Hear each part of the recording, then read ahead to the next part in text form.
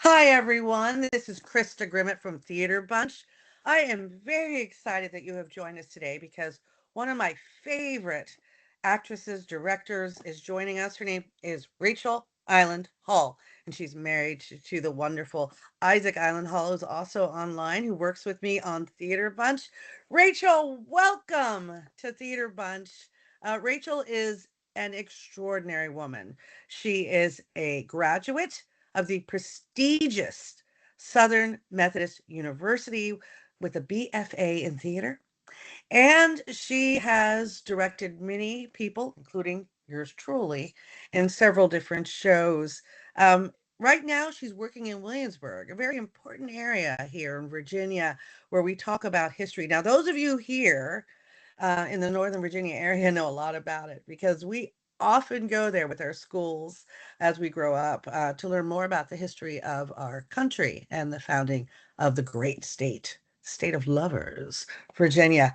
Rachel, welcome to Theater Bunch and tell us a little bit about what you're doing out there in Williamsburg. Thank you, Krista, and I'm so honored to be here. Well, at Colonial Williamsburg, I am the supervisor. I am a supervisor of historical performance. That means that I'm part of the performing arts department. Basically, when you are out at Colonial Williamsburg, if you run into people in the streets that are from the 18th century or musicians, you name it, there's a good chance that there's somebody from my team. So Okay. So you're one of those people that, like, when I'm walking down the street with my family and they go, hello. Oh, wait, they don't probably have a British accent, do they? there's a couple, but not most of us tend to go for neutral accents, but occasionally you'll meet a Scot or an Irishman. Tell us a little bit about how you work with the community to let us know about our history here in Virginia through these performances. Well, the whole idea with Colonial Williamsburg is it is a reconstruction of an 18th century town that was at in the early 18th century was the capital of Virginia, and Oh, the idea is that we try to work together either through recreating theatrical performances that you might see, or sometimes street theater in what we call first person, where you meet people of the past, um, to give you an idea of what our founding fathers and mothers would have been like in day-to-day interactions. We are trying very hard to tell the whole story, all of it, the good parts and the bad, um, and to basically make history come alive for people and to point out that the whole concept of revolution, of this declaration of America, was created by the people. as some of you may know, I was raised by a historian, the late great Archie Grimmett, and he always emphasized how important it is to know your history to know where you're going to. Can you tell us a little bit about how your work with Williamsburg, Colonial Williamsburg, emphasizes that important fact? Well, there's a saying that if you don't study history, you're doomed to repeat it. And I think it tends to dovetail pretty well in with the foundation's motto, which is so that the future may learn from the past. Now, this is just me speaking for myself as a private citizen, but I think that the study of history is so very important. It lets us see where we've been, where we're going. It is a way to avoid the mistakes of the past and to learn from the triumphs of the past as well. I get that. When I was there a few years ago with my very, at the time, very young nephew, he would actually go up to people and talk to them like they were actually the characters that they were representing.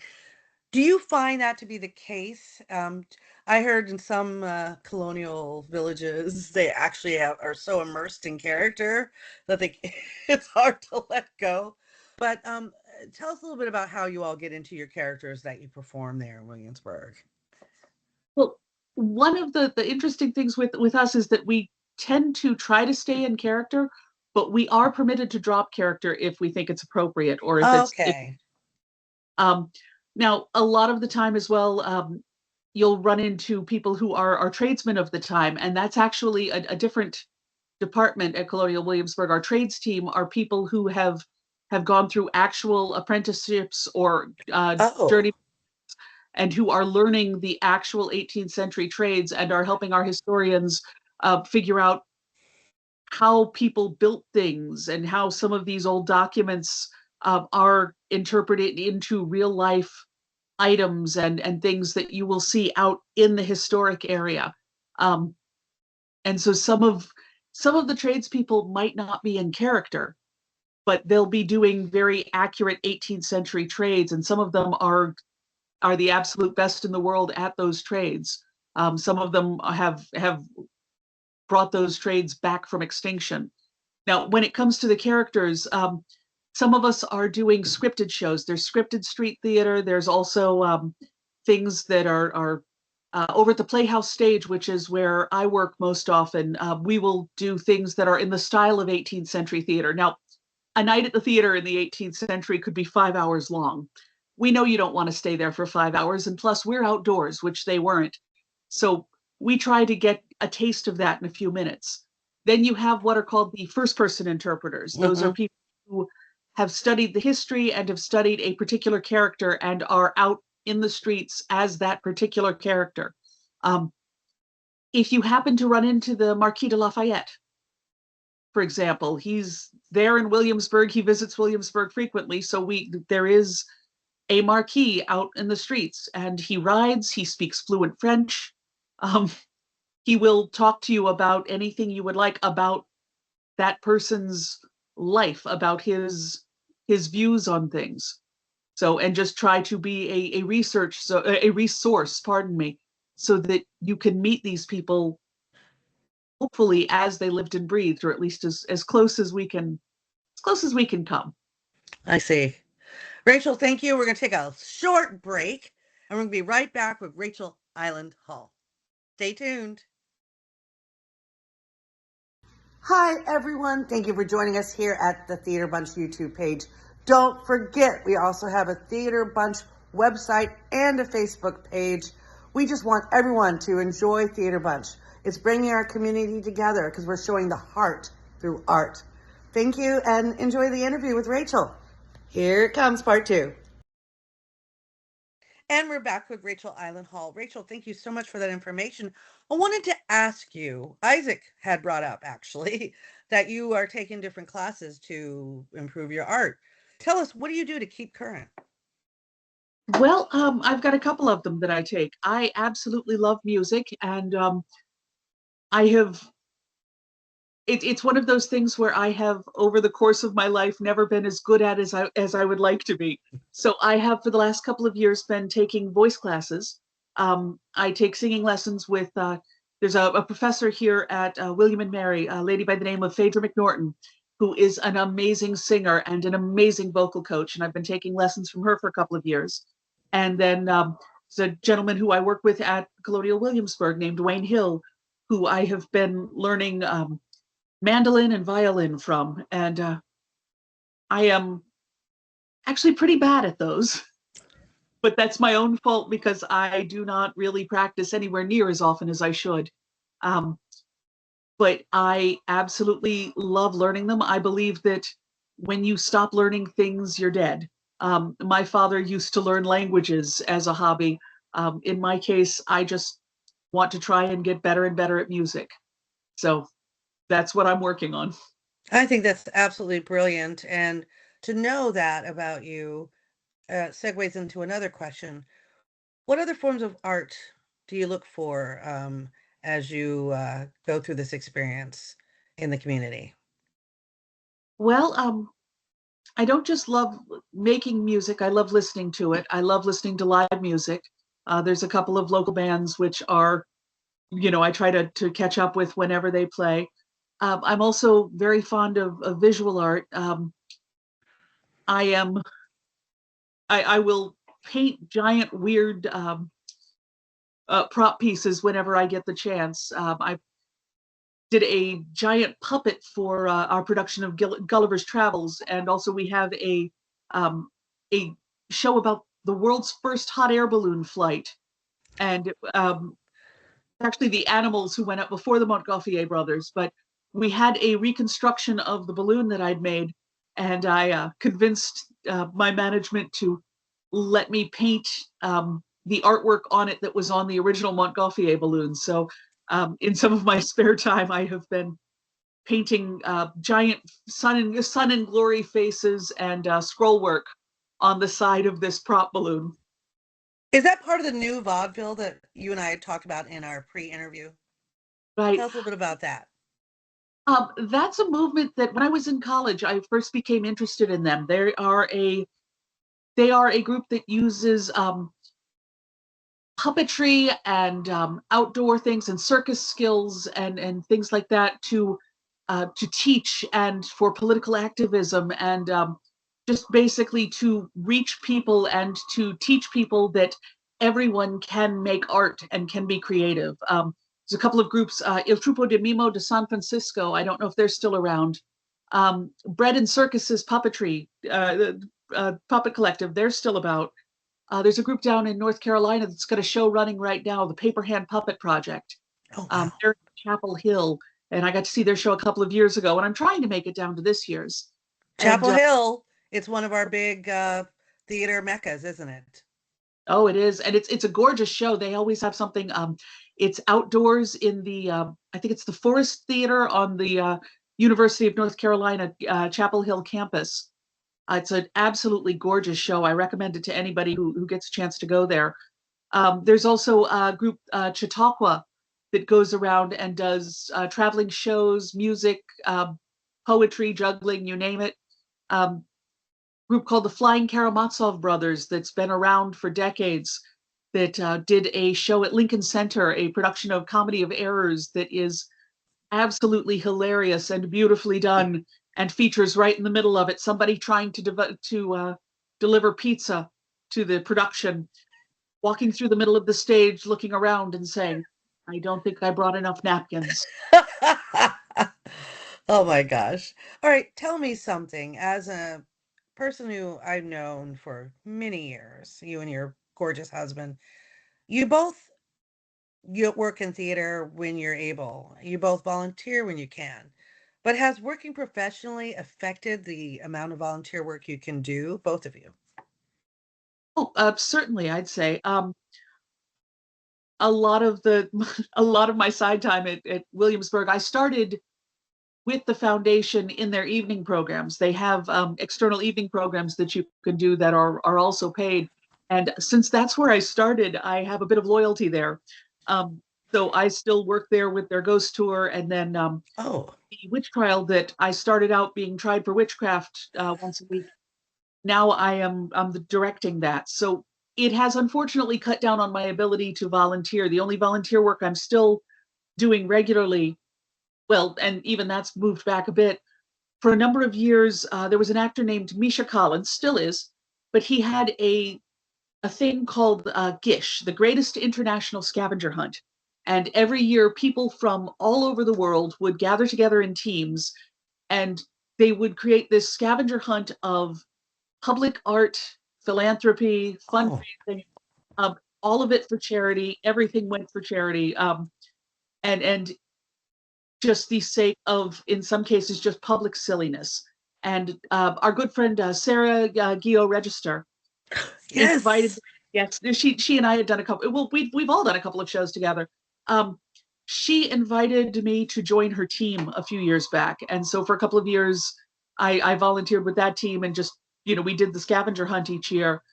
And this last year that they held the scavenger hunt, I got involved with something called the Vocal ID Bank, which is a company that they take recordings of voiceovers, and you can record different types of things, and they use those for vocal banks for people like Stephen Hawking, who for whatever reason need vocoders. Apparently, there's also something separate with them where if you are in danger of that, you can record your voice, and they can mix what voice you have with other voices that are similar to what yours sounded like. They will get a little from here and a little from there and look for people with the same regional accent so that you can have a voice as distinctive as yours was, as close to yours or as close to yours as possible.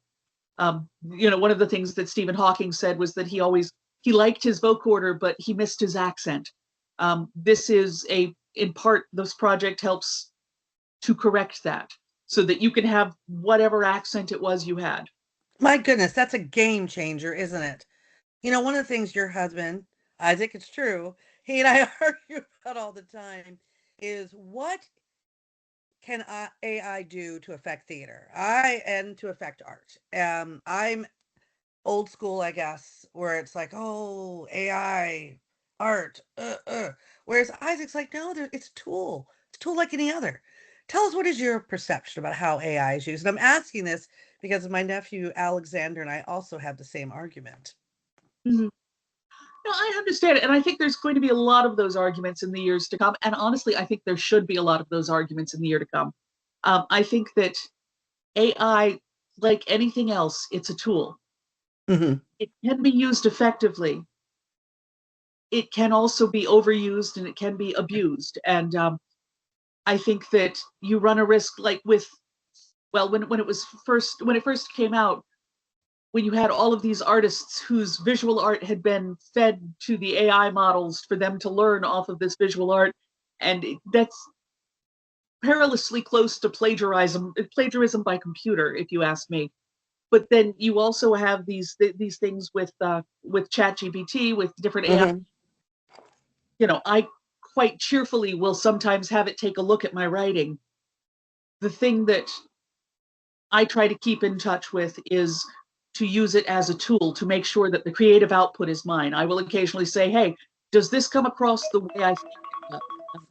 I will sometimes struggle with tone or with sentence structure, as I'm doing a little bit right now. And so I will occasionally just sort of data dump into AI and say, okay, how does this go? Or can you give me an option for this? But I'll do it for a sentence or two at a time and bring it back. Mm-hmm. It is a tool, and I think it's like any tool, it can be used for good or it can be overused. So. Yeah. You probably all heard my alarm go off. It's to tell us that we're getting near the end. I don't want to take up too much of Rachel's time, but I have a couple other questions to ask her. First of all, one of the things I want to make sure I do when I talk to any of my guests is to let them know how much I appreciate them. And I will say this about Rachel: she was one of the best directors I ever had. She helped me and gave me even a greater appreciation for a wonderful show called To Kill a Mockingbird. She was extraordinary in that, but it was a challenge doing challenge doing that part for me. But I will say now I have the confidence to even try out for it on a professional level. Tell me, are there any parts that you were going to tackle that gave you a bit of a fear, that were a bit of a challenge? I'll tell you the one that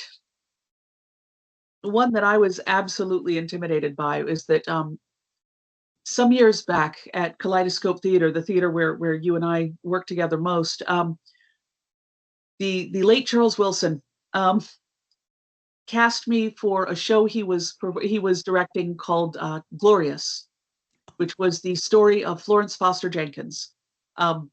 If you're not familiar with her, she is a lady who really existed from the turn of the century. Actually, I think a lot more people are familiar with her because Meryl Streep did an absolutely hilarious movie about her. But she was basically known as the world's worst opera singer. Recordings exist. I recommend you Google them. You'll probably want your volume fairly quiet. Good Lord. Wait, what year was she, like, in the guild? Was she in the Gilded Age? Everyone's into the Gilded Age right now. Gilded Age, I think, but it's right around then. Okay. But Cole Porter was a contemporary of hers. Okay, it's like the 20s, 30s we're talking. Something like, yeah. I'd have to look it up, but she was known for something that she said that I kind of ended up taking as a bit of a motto for myself, and that was, people may say that I cannot sing. No one will ever say that I did not sing. I ended up selling out Carnegie Hall. And what Oh. I tell you, this woman was terrible. So here I was having to carry the entire weight of a show, which I've been a character actress since the moment I stepped on stage. I've had large roles before, but I think this one was just about the biggest. It was that plus opera singing. And she didn't have to be good, but she had to be funny. And Hmm. she be intentionally bad. And in some ways, that's almost harder than being good. So I was very grateful to Charlie for the opportunity and for the incredible support that he gave me during the process. And it just, I had a magnificent time. I hope I did her justice. I hope I did his show justice. Oh God, I miss Charlie and his wife. I will say this, working with you and you helped me through a challenging role. I had this other part I did called Bottom in A Midsummer Night's Dream, directed by the magnificent Terry Coretti. Hopefully Isaac will get her over here too. But during our pre-interview, you also mentioned that you and Isaac worked on a show called Les Mis. And I've always wanted to see you play the innkeeper's wife. Can you tell us a little bit about that? Oh, that was fun. That was at Gulf Coast State College. That was in, about, good Lord, I think 2013 or so.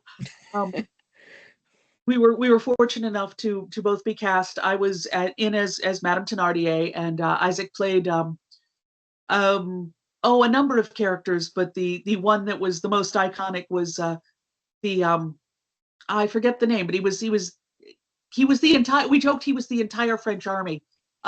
Because every other man in the show was on the barricades at that point, and Isaac was backstage on a microphone. You with the barricades, listen to this.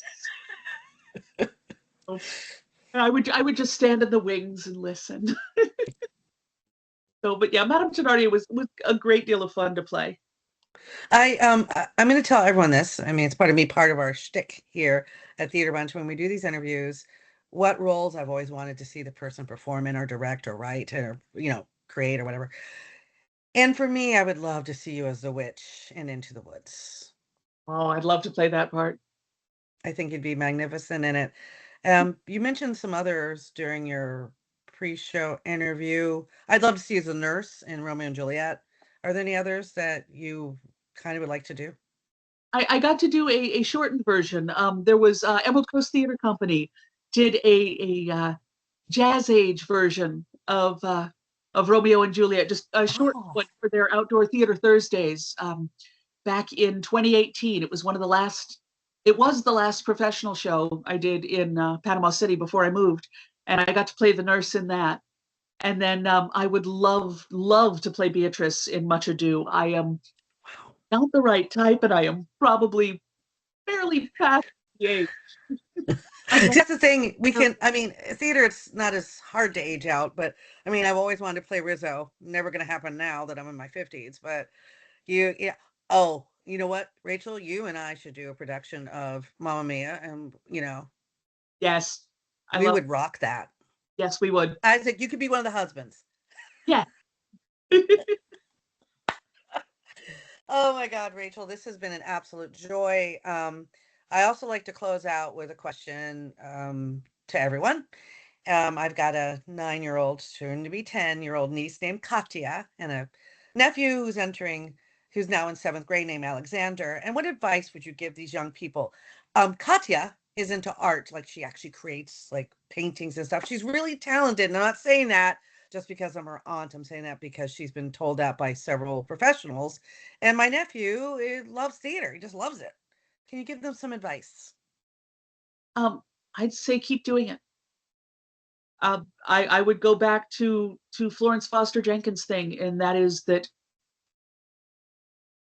you need to do something to get better at it, and that you should always listen to feedback, but also consider the source. Consider how important Mm. that person's opinion is or isn't to you, and just keep practicing. And if you like it, do it. Do it a lot. I love that. Rachel, thank you for being our first guest here on Theater Bunch that we get to interview. Isaac, thank you for putting this together. He is my rock. He's my technical rock, people. As those of you who know me know, I can't do much in that arena, but he's been great. Rachel, thank you. God bless. And I hope to see you all soon on TheatreBunch. TheatreBunch out. Thank you, everyone. Thank you.